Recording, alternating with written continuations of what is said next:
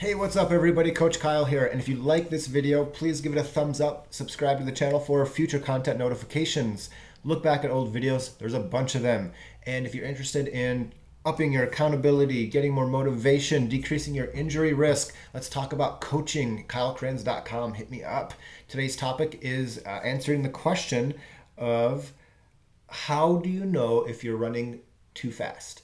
And I feel like this is probably one of the biggest problems with newer runners is I think a lot of people feel running should be hard, so they create this self-fulfilling prophecy and they just make it hard. But in reality, most running should be I call it, it's a jog. Most running should be at an easy conversational pace. I often call them jogs to emphasize the easiness of the run. Most running, we're talking like 3/4 of your total volume for most runners should be at this effort level where you can have a fairly normal conversation.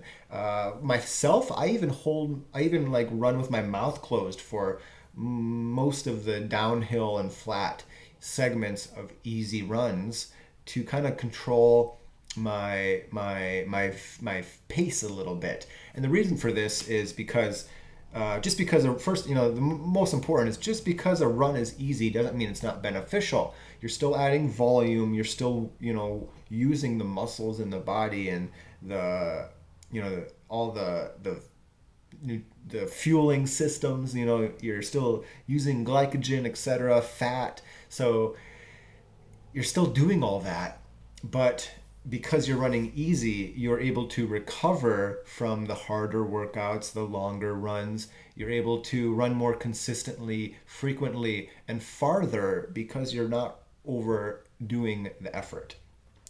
So that filter of can you have a normal conversation is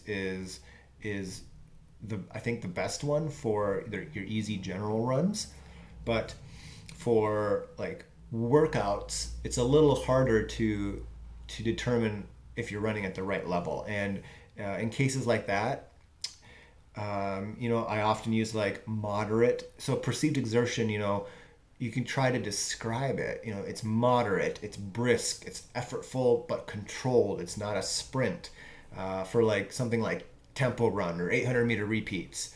But having a pace range is often helpful.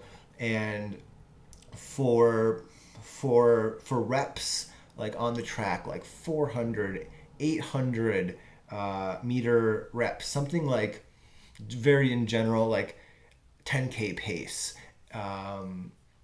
would be like 10K pace maybe, or 5K pace is a nice range for like 400, 800-meter repeats. If you're doing a tempo run, it might be at marathon, half marathon pace. And so if you have a race time like a 5K or a half marathon race time, you can plug those into calculators and you can get pace suggestions, and that'll tell you here's what is probably your easy run pace range. Here's what you should roughly be doing, 1 mile repeats in or tempo runs in. So if you don't have a race, you could do a 1 mile time trial, and you could take that, and if you add maybe 20 seconds, you might have a 5K pace. If you add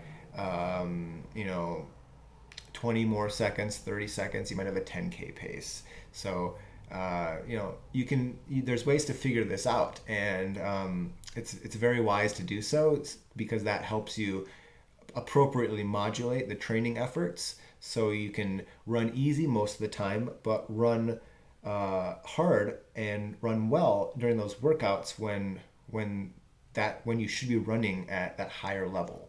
So there's a lot that goes into it, but a good way is to get a best effort race time or a time trial, plug it into a calculator, and that'll give you pace ranges, assuming that the terrain is the same in your training area as where you did the race. But just a general thoughts and recommendations for how to determine if you're running at the appropriate level. If you have any questions or comments, drop them below. And as always, you keep running, I'll keep coaching.